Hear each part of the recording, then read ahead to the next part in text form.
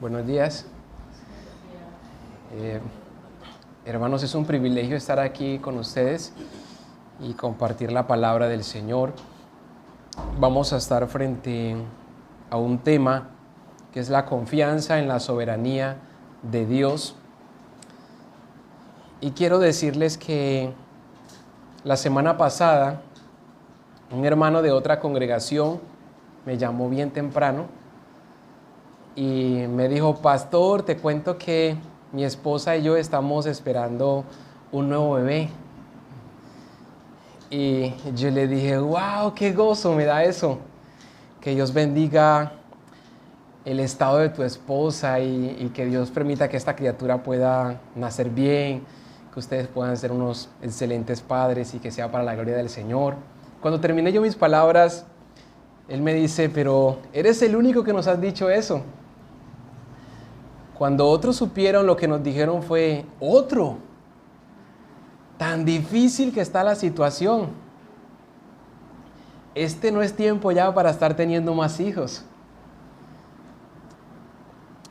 La forma como tú das respuesta a las cosas que te pasan en la vida, eso habla de la confianza que tú tienes o no en la soberanía de Dios.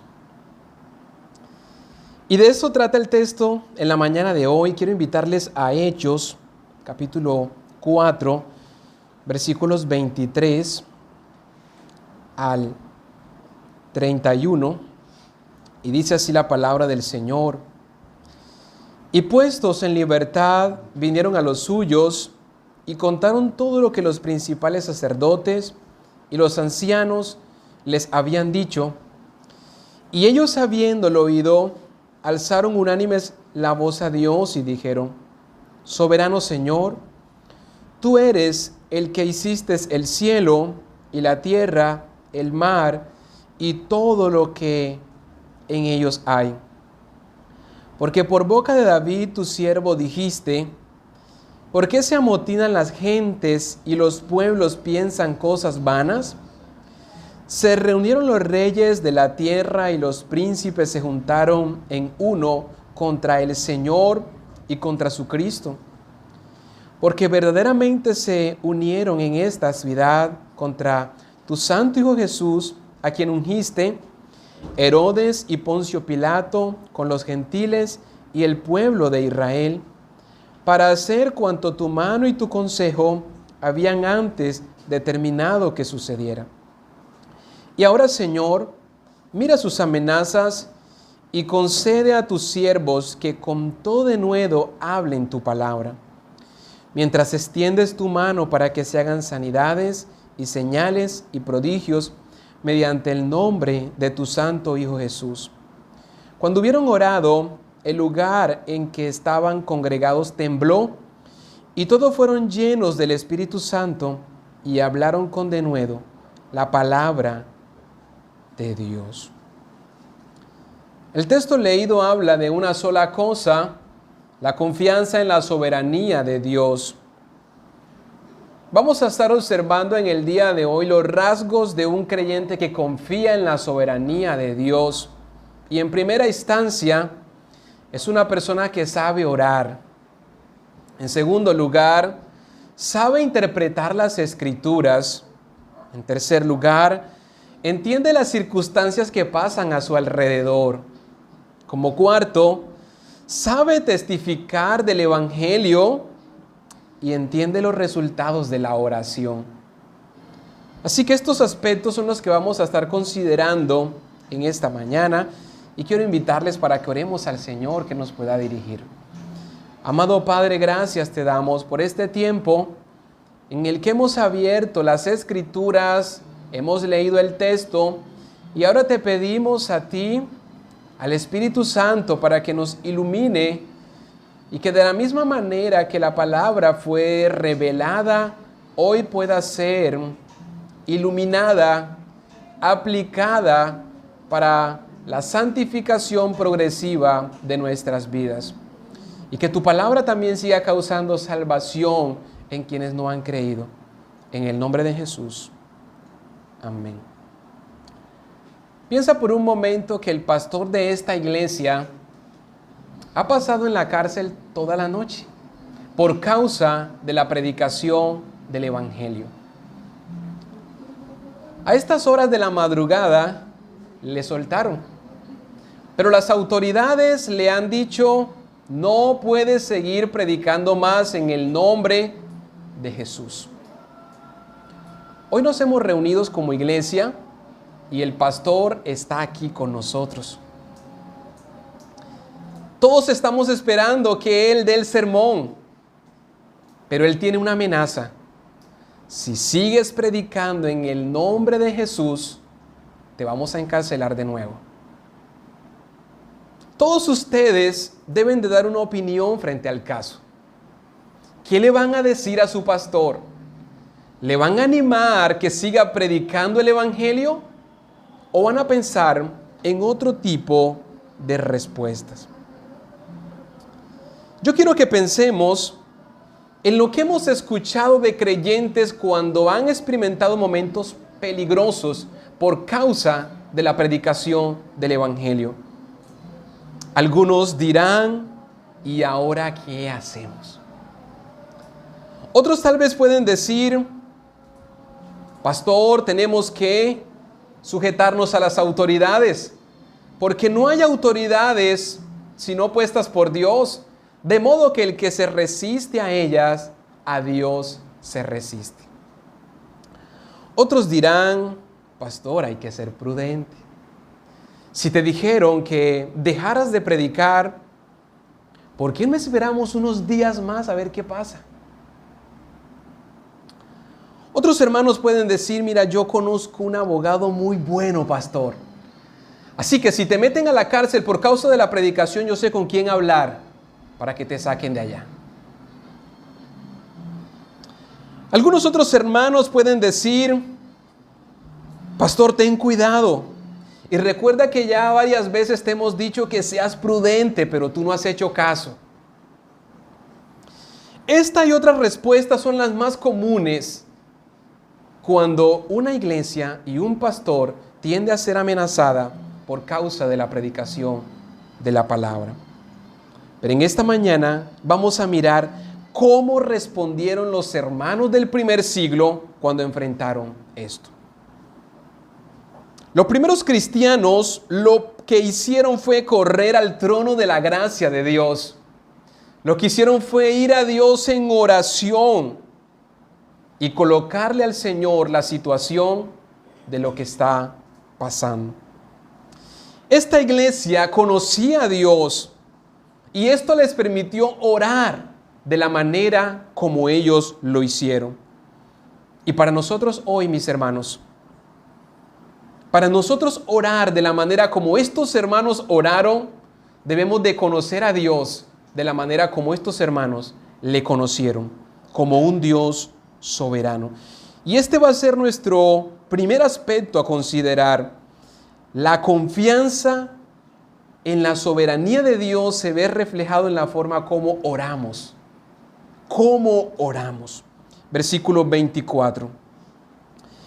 Y ellos, habiendo oído, alzaron unánimes la voz a Dios y dijeron: soberano Señor, tú eres el Dios que hiciste el cielo y la tierra, el mar y todo lo que en ellos hay. Estos hermanos no temieron ante las adversidades. No cuestionaron a Dios. Bueno, Señor, ahora estamos cumpliendo tus propósitos. ¿Y por qué nos están pasando estas cosas?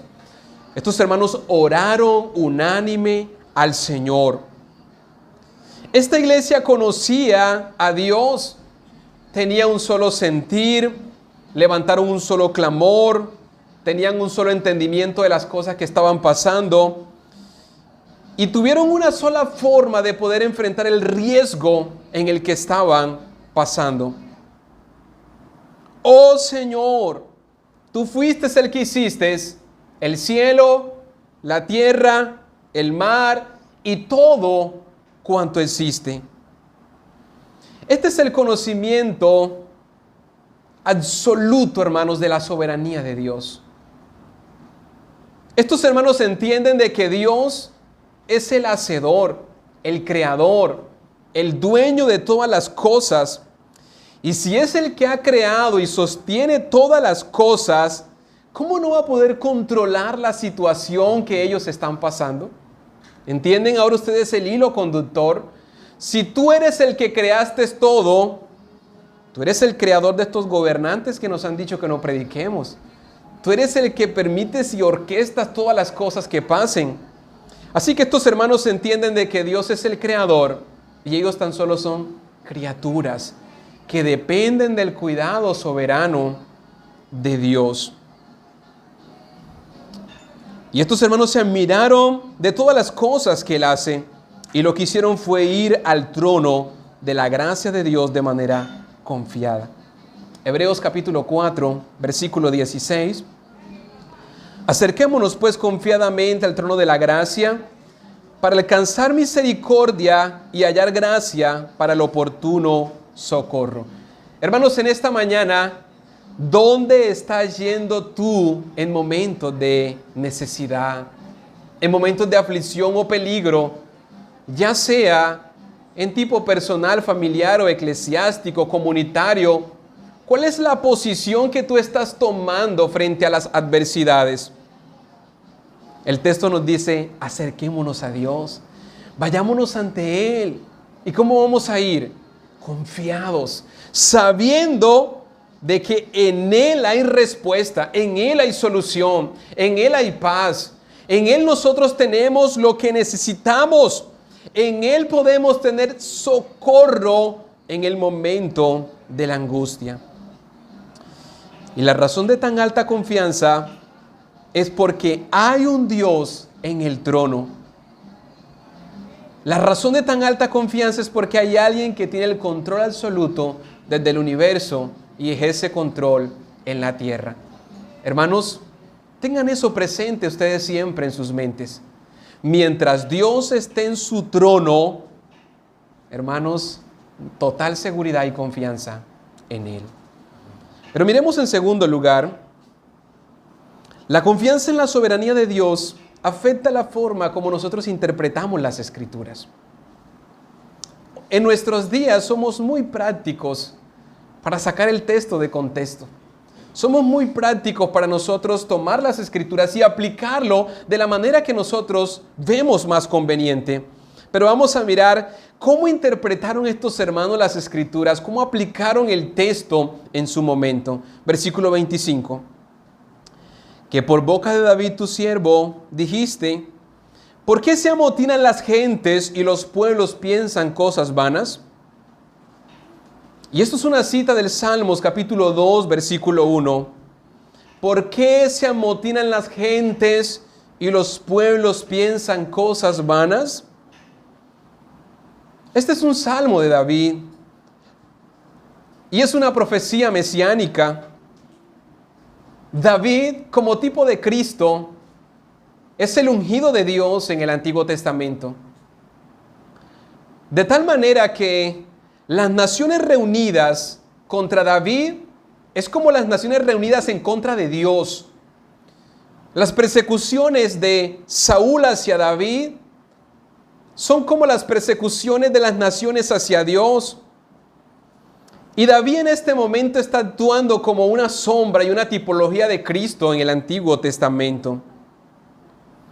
Y estos hermanos del primer siglo pudieron interpretar de manera exacta la forma hacia dónde se iban dirigiendo las Escrituras, hacia dónde apuntaban las profecías del Antiguo Testamento.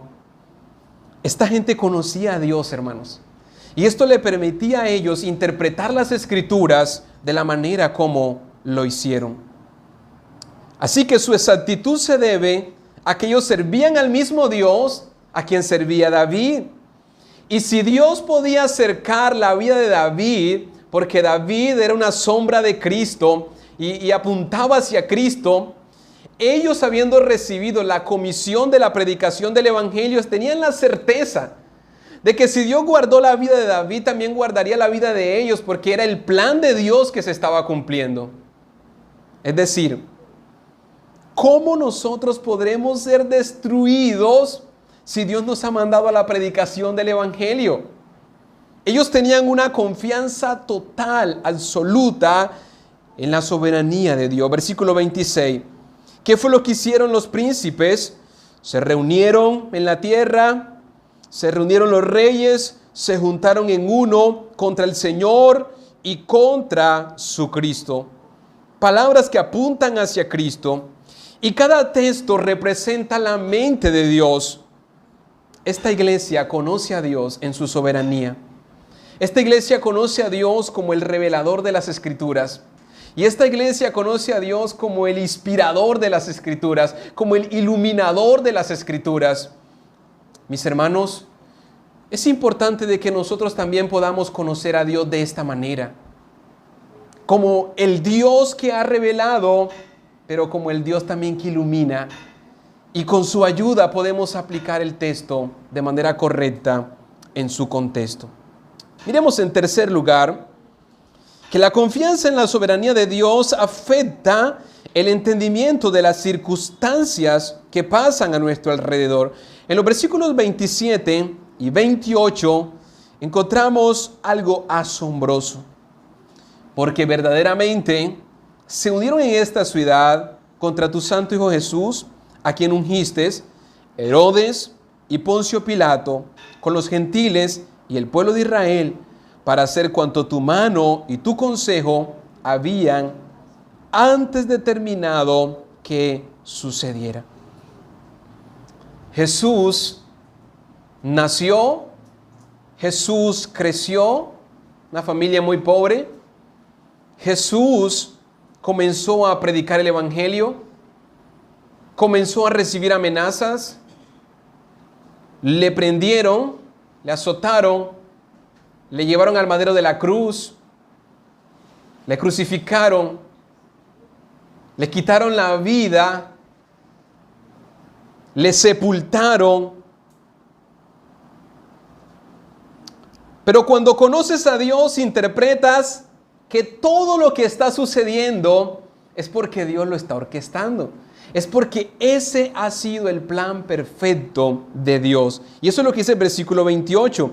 Todo lo que ellos hicieron, lo hicieron para hacer cuanto tu mano y tu consejo habían determinado de antemano que sucediera.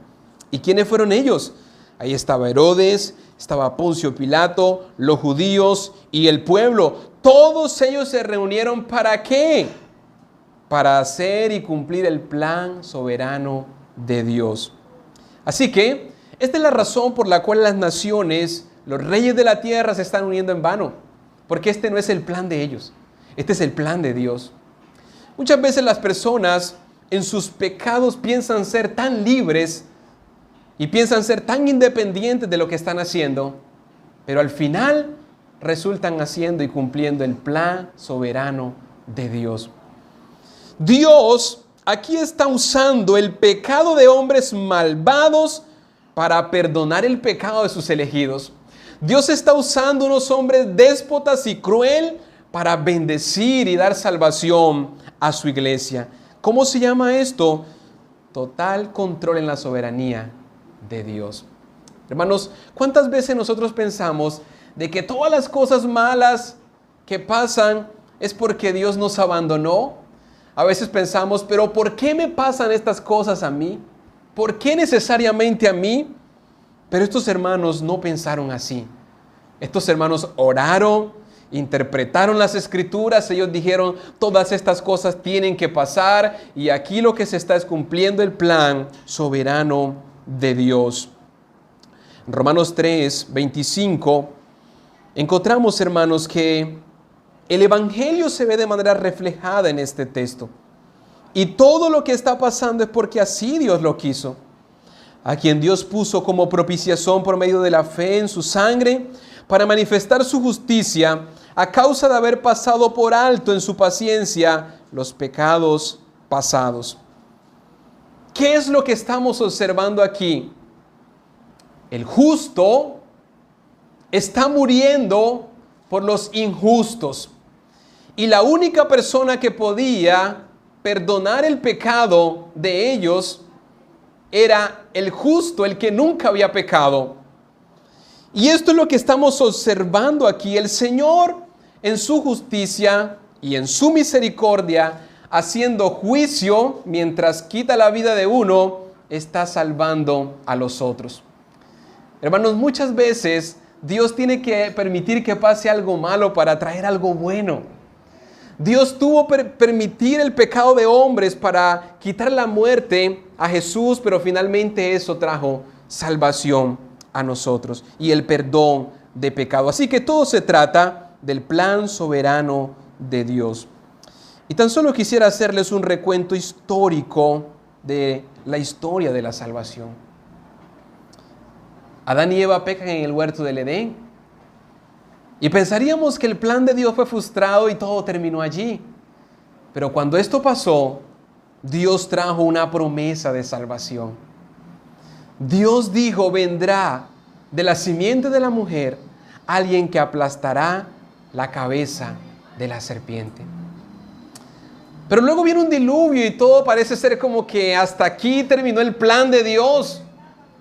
Pero ya Dios tenía una familia preparada para multiplicar de nuevo a la raza humana. Y en medio de una gran calamidad y muerte, Dios salvó a un pueblo. La nación de Israel experimentó muchas situaciones difíciles, esclavitud en Egipto. Pero en medio de ello, Dios envió a otra nación más poderosa. Los medopersas conquistaron los babilónicos. Y nosotros podemos decir, los planes de Dios se frustraron. Todo parece ser que va como de mal en peor. ¿Y dónde está el cumplimiento de las promesas de Dios? Pero en medio de ellos, Dios levantó a hombres, Nehemías, Esdras. Y luego este imperio cae porque es conquistado por los griegos. Y todo parece ser como que Dios no está en el asunto. Pero lo que estaba pasando era que por medio de Alejandro el Magno, Dios iba a unificar una sola lengua para el mundo.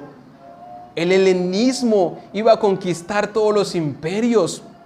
Ahora iba a haber una paz mundial. De tal manera que se estaba propiciando el momento preciso, el momento exacto en el que se iba a cumplir la promesa de Génesis 3:15, en que vendría alguien, vendría uno, hijo de mujer, para aplastar la cabeza de la serpiente. Hermanos, y eso es lo que dice en Gálatas capítulo 4, versículo 4. Cuando vino el cumplimiento del tiempo, Dios envió a su Hijo nacido de mujer y nacido bajo la ley. Más de 4,000 años de historia se unieron en el Gólgota, y todo lo que parecía haber sido como un fracaso en la historia de la humanidad resultó la más grande bendición. El día más oscuro, porque a las 3 de la tarde cayeron tinieblas, fue el día cuando alumbró el sol de justicia para los creyentes. La salvación llegó a los pueblos. Y gracias a esto, la salvación hoy ha llegado hasta nosotros.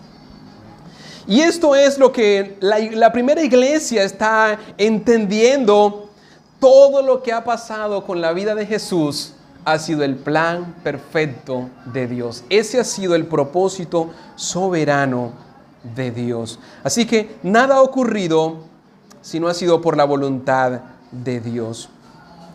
Miremos, hermanos, en tercer lugar, cuando nosotros entendemos estas cosas, comprendemos también que cada circunstancia que pasa en la vida de nosotros tiene un propósito.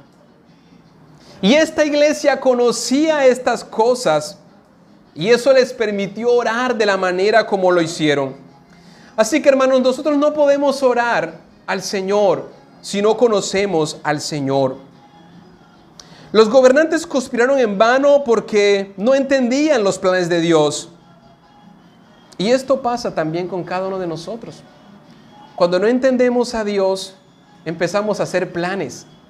Y cuando nosotros planeamos sin tener en cuenta a Dios, lo que estamos planeando es el fracaso total.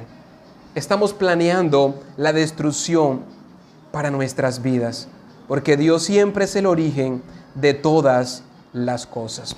El Salmos capítulo 127:1 dice: si Jehová no edificare la casa, en vano trabajan los que la edifican. Si Jehová no guardare la ciudad, en vano vela la guardia. Todos ustedes, hermanos, tengan paz en sus corazones. No va a pasar más allá de lo que Dios permita que pase. Solo Dios es el que tiene el control de todas las cosas. Y los hermanos entendían esto, y esto les permitió en el versículo 29 expresar estas palabras. Ahora, Señor, mira sus amenazas y conceda a tus siervos que con todo denuedo hablen tu palabra. Bueno, nosotros, ¿qué haríamos frente a una situación como esta? Normalmente comenzaríamos a orar imprecatoriamente, ¿no? Señor, destruye los enemigos. Señor, abre la cárcel, confúndelos, ciégalos para que no nos vean. Y empezamos a orar tal vez de esta manera, pero ¿cómo oraron estos hermanos? ¿Cómo entendieron lo que estaba pasando? Ellos lo que le dijeron fue: Señor, danos confianza para que en medio de todo esto nosotros podamos seguir predicando el Evangelio con poder. Que nosotros sigamos predicando el Evangelio y que tú sigas haciendo señales, prodigios y milagro. Esta iglesia sabe que el Señor es el dueño de las prisiones, que el Señor es el dueño de los gobernantes, que el Señor es el dueño de los naufragios, que el Señor es el dueño de las autoridades y de todo lo que está pasando. Así que lo único que queremos pedirte, Señor, es que nos des confianza para seguir predicando tu palabra. ¿Cómo estamos respondiendo nosotros, hermanos, frente a los momentos difíciles en la historia de la humanidad? ¿Cómo estamos viendo cada acontecimiento que pasa en nuestras vidas? Las adversidades van a venir, pero lo único que tenemos que decirles al Señor: Señor, danos confianza en medio de ellos. Normalmente nosotros, cuando vienen los problemas, lo que decimos es: Señor, llévate el problema. Quítame esta aflicción que me está pasando. A veces oramos: Señor, llévate esta enfermedad, destruye esta enfermedad. Pero el Señor dice en su palabra: en el mundo tendréis aflicciones, pero confíen que yo he vencido al mundo. Hay enfermedades que no se van a ir. El Señor le dijo a Pablo: bástate de mi gracia, porque mi poder se perfecciona en la debilidad. Cuando nosotros no entendemos los propósitos de Dios, oramos mal, oramos desenfocados. Pero ¿qué tal si decimos: Señor, permite que en medio de esta enfermedad yo tenga confianza para seguir predicando tu palabra? Señor, permite que en medio de este dolor que estoy pasando, yo pueda seguir predicando tu palabra. Porque no se trata de nosotros, no se trata de mí. Se trata de que Dios siga haciendo su obra en medio de los tiempos. A veces pensamos que somos como el centro de todo, que tenemos que estar bien. Y si estamos bien, significa que Dios está en medio nuestro. Pero no siempre fue así en la historia de la iglesia.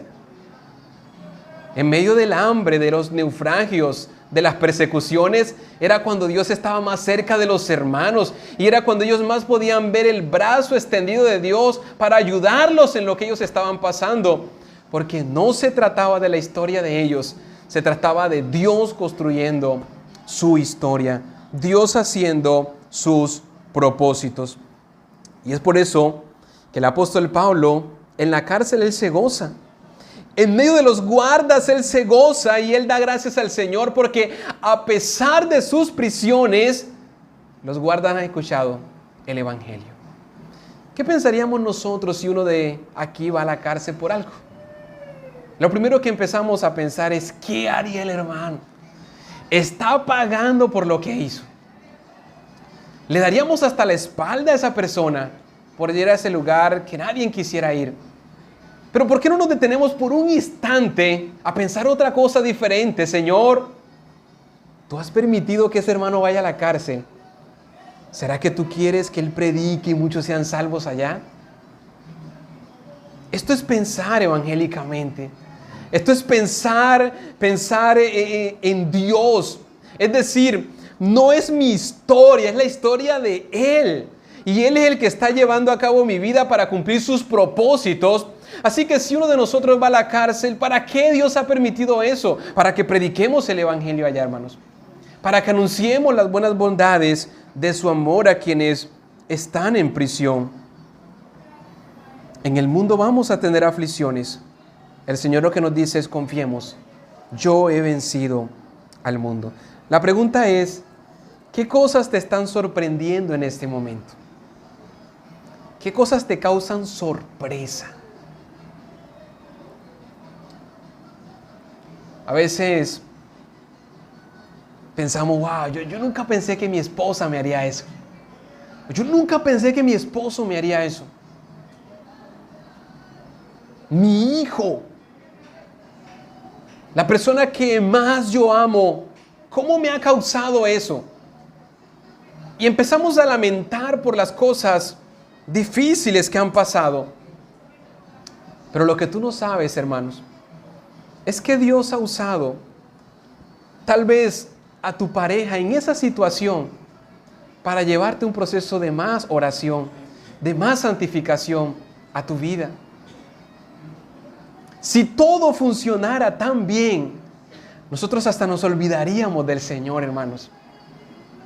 Pero el Señor a veces permite circunstancias particulares para que nosotros seamos humillados. Y David dice: bueno me fue haber sido humillado. El Señor permite circunstancias en nuestra familia y en nuestra vida particular, a veces en las finanzas o en cosas particulares, para que nosotros seamos humillados y para que entendamos de que no se trata de nosotros, sino que podamos levantar los ojos al cielo y podamos decir: Señor, ayúdame, porque solo no puedo. Señor, ¿qué me quieres enseñar por medio de esto que estoy pasando? ¿Cuál es tu propósito en medio de todo esto que estoy viviendo? Y seguramente vamos a empezar a sentir paz en nuestro corazón. Muchas veces estamos afanados por el afán, la agenda, ideología de género, de cómo la iglesia cada día la van estrechando más, de cómo el mundo cada día se va levantando más. Pero estas cosas no nos deben tomar por sorpresa a nosotros, hermanos. El Señor ya ha dicho en su palabra que estas cosas van a suceder. Y la iglesia va a enfrentar persecuciones y sufrimiento los próximos días o los próximos años. La pregunta es: ¿vamos a empezar a orar para que se deshaga esta comunidad? No, esta comunidad va a crecer más. La pregunta es: ¿qué vamos a hacer? Vamos a orar al Señor para que, a pesar de todas las amenazas, nosotros sigamos teniendo confianza para seguir predicando la palabra del Señor. No es orar para que se quiten los obstáculos. Esta iglesia no oró así. Esta iglesia oró al Señor que les diera confianza para seguir predicando la palabra del Señor.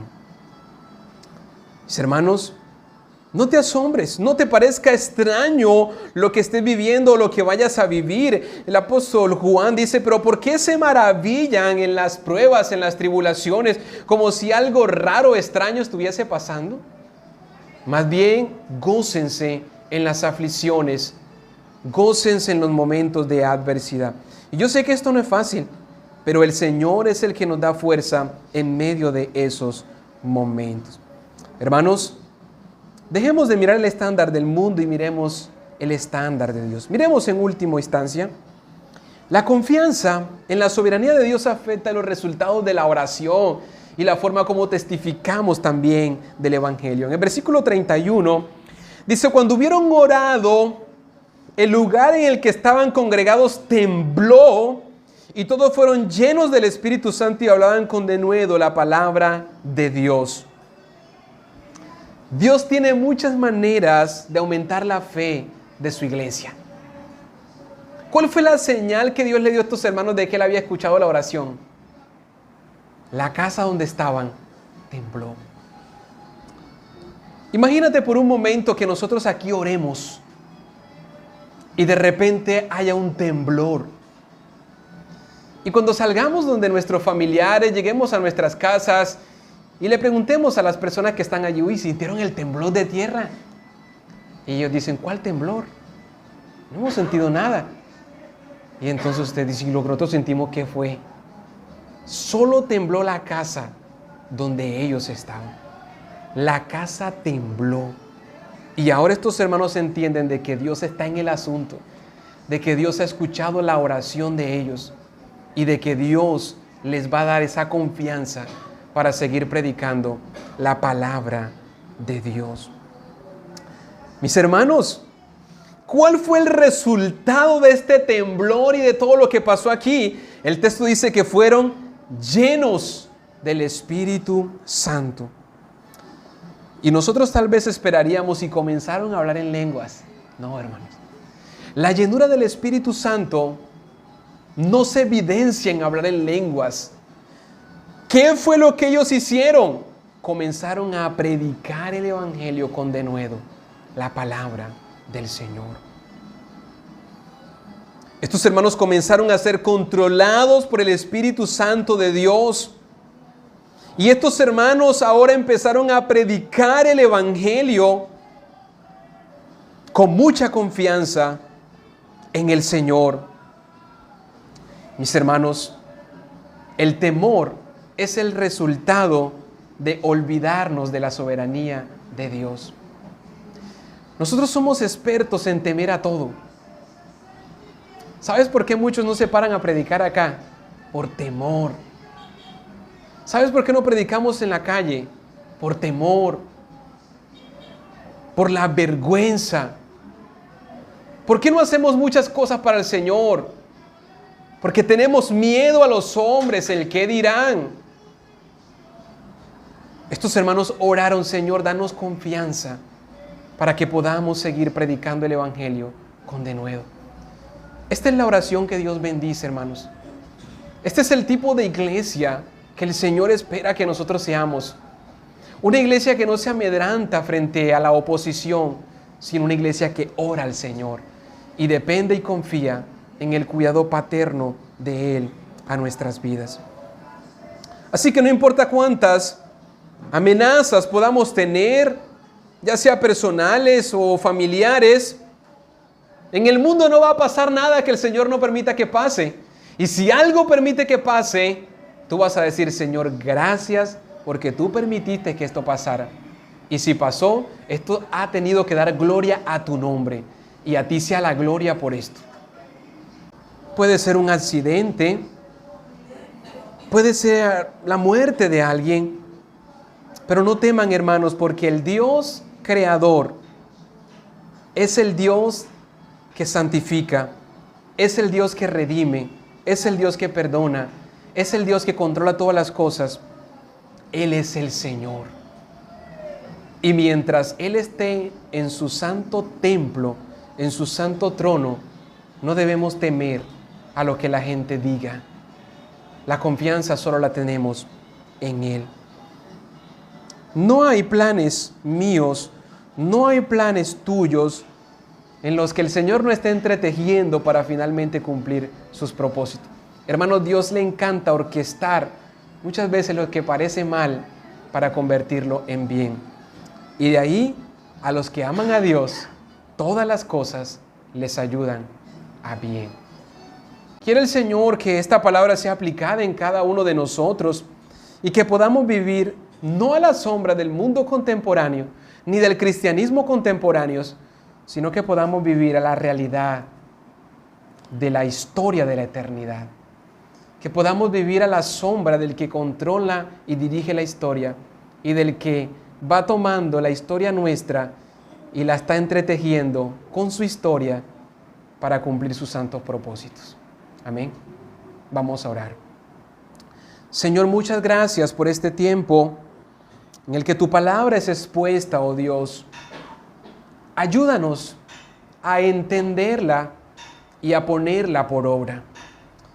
Yo no sé qué aflige la vida de mi hermano, Señor, pero solo pido para que en esta mañana todos podamos comprender que no se trata de nosotros, se trata de ti.